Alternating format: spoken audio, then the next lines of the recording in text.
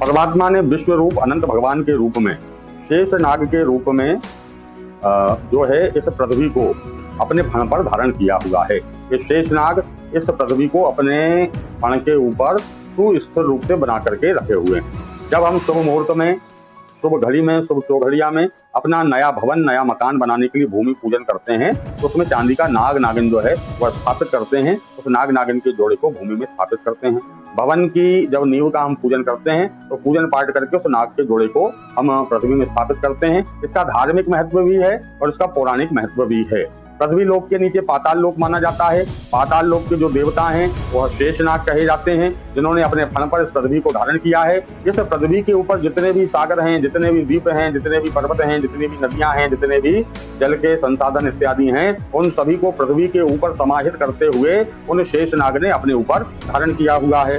तो यह विश्वरूप जो अनंत देव हैं यही शेषनाग हैं, जिन्होंने अपने फण पर पृथ्वी को स्थापित किया है।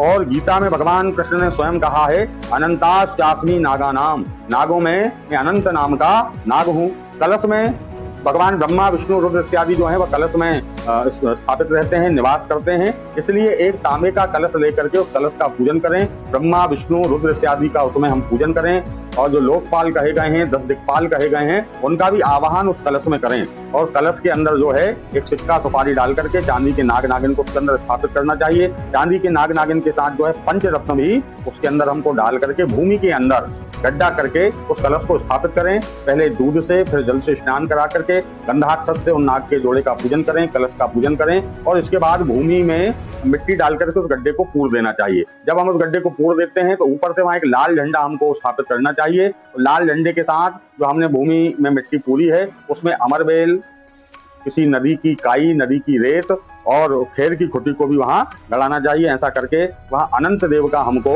भूमि अनंत देव का पूजन करना चाहिए। नाग जो है भगवान शिव के गले का आभूषण है। भगवान शिव को भी नाग प्रिय हैं। भगवान विष्णु स्वयं अनंत के रूप में हैं, अर्थात जो अनंत हैं वही भगवान विष्णु हैं और अनंत ही शेषनाग के रूप में पृथ्वी के भार को ढो करके रखे हुए हैं। इस प्रकार उन भूमि अनंत पूर्व देवता का पूजन करके प्रार्थना करना चाहिए कि हे अनंत देव, हे शेषनाग, आपने जिस प्रकार पृथ्वी को अपने फण के ऊपर सुस्थिर रूप से स्थापित करके रखा है, वैसे ही हम हमारे इस नींव के अंदर इन चांदी के नाग नागिन को स्थापित कर रहे हैं। इन नाग नागिन के रूप में आप सदैव हमारे घर की रक्षा करें, इस घर को सुस्थिर रूप से बना करके रखें।